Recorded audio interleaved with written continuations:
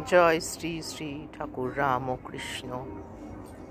নমস্কার, সম্পাস হিজিবিজিতে আপনাদের স্বাগত। আজ কল্পতরু উৎসব, আছি গুড়গাঁওতে। মনে হলো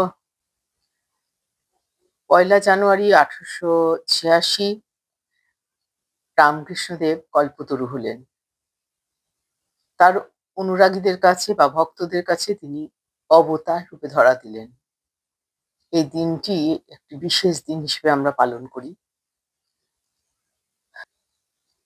তার অমৃতবাণীর দু একটি বলছি। তিনি বলেছেন, গীতার অর্থ কি? 10 বার বললে যা হয়, গীতা গীতা গীতা 10 বার বলতে গেলে ত্যাগী ত্যাগী হয়ে যায়।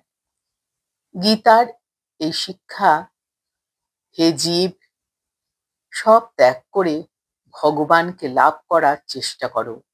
সাধুই হোক, সংসারই হোক, মন থেকে সব আসক্তি ত্যাগ করতে হয়।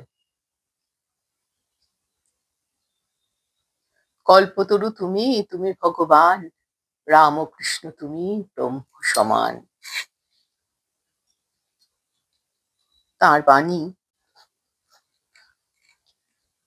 আমার ধর্ম ঠিক আর অপরের ধর্ম ভুল, এ মত ভালো না বাবা। সবাই ভিন্ন ভিন্ন রাস্তা দিয়ে তো একজনের কাছেই যাবে। তাই যে নামেই তাকে ডাকো না কেন, তাকে মন প্রাণ দিয়ে ভালোবাসো।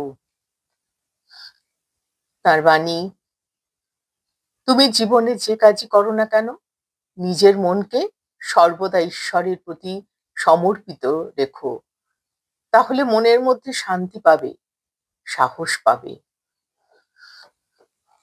নমস্কার বন্ধুরা, ভালো থাকবেন, লাইক শেয়ার করবেন।